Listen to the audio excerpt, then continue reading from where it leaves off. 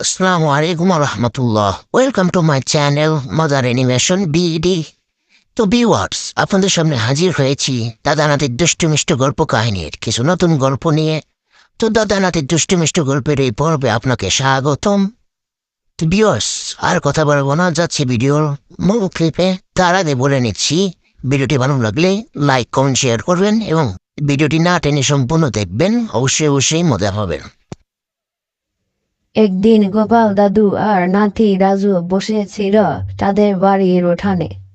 সেদিন সকাল থেকে গরমটা ছিল বেশ কড়া, আর রাজু খুবই চঞ্চল ছিল। এমনিতে সে বেশ ছুটোছুটি করত। সেদিন বেশ গরম থাকায় রাজু আর চুপচাপ বসে থাকতে মনে হয় পারছিলই না। এ পর্যায়ে সে উঠানে হাঁটাহাঁটি ছুটোছুটি করতে লাগলো। তার এমন অবস্থা দেখে দাদু তাকে বলল, কিরে রাজু, তুই একটু চুপচাপ বসে থাকবি? এমনিতেই প্রচুর গরম পড়েছি, তাতে আবার তুই ছুটোছুটি করছিস। চুপচাপ একটু বস না। দাদুর এমন শাসানি কথা শুনে সে একটা চমকপ্রদ পরিকল্পনা করলো দাদুকে হাসানোর জন্য। সে ঠিক করলো আজ দাদুকে এমন একটা গল্প বলবে যেটা শুনে দাদু হাসতে হাসতে পেট ধরে ফেলবেন। এরপর দাদুকে বলল, দাদা দাদা, আজ আমি তোমাকে এমন একটা গল্প বলবো, শুনলে তুমি তো পাগল হয়ে যাবে। কিন্তু আমার শর্ত হলো, তুমি যদি না হাসো তবে আমি আর কখনো গল্প বলবোই না। হা হা হা। তুই যদি আরেকবার হাস্যকর কিছু বানাস, তাহলে তোর গল্প বলা সত্য আমি আর কিছুতেই মানব না। ঠিক আছে দাদা, তাহলে শুনুন। একদিন এক গ্রামে ছিল দুই বন্ধু। একজনের নাম ছিল ঠাকুরদেব, আর একজনের নাম ছিল ভানু। ঠাকুরদেব ছিল খুবই মার্জিত, কিন্তু তার বন্ধু ভানু ছিল একদমই উল্টো। সে ভানু একটা আশ্চর্যজনক কাজ করতে জানতো। সেটা কি জানেন আপনি? না তো, ঠিক আছে জানতো বানু, বলতো আমায়।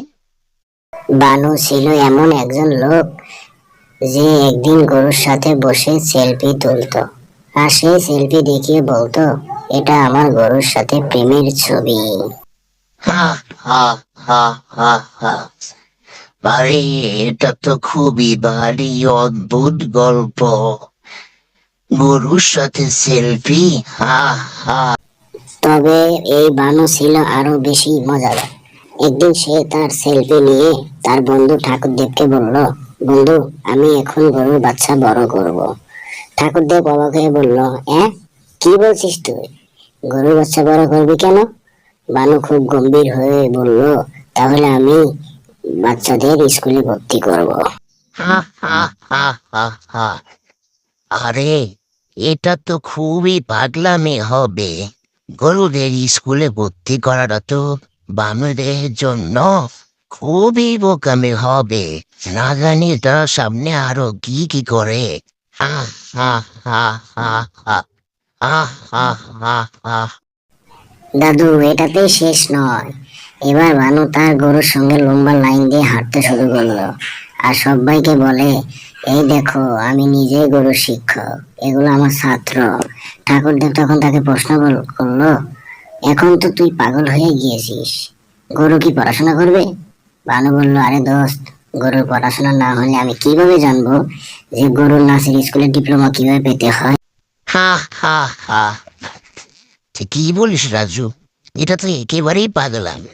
আচ্ছা, বলতেন ক্লাসে স্কুলে ভর্তি করা যাবে না? তবে এখানে গল্প শেষ নয় দাদু। একদিন বানু ঠিক করলো সে তার গরুদের নিয়ে একটা নাটক বানাবে। তিনি গরুদের বললেন, আজকের অভিনয় হবে গরুদের র্যাম্প ওয়ার্ক।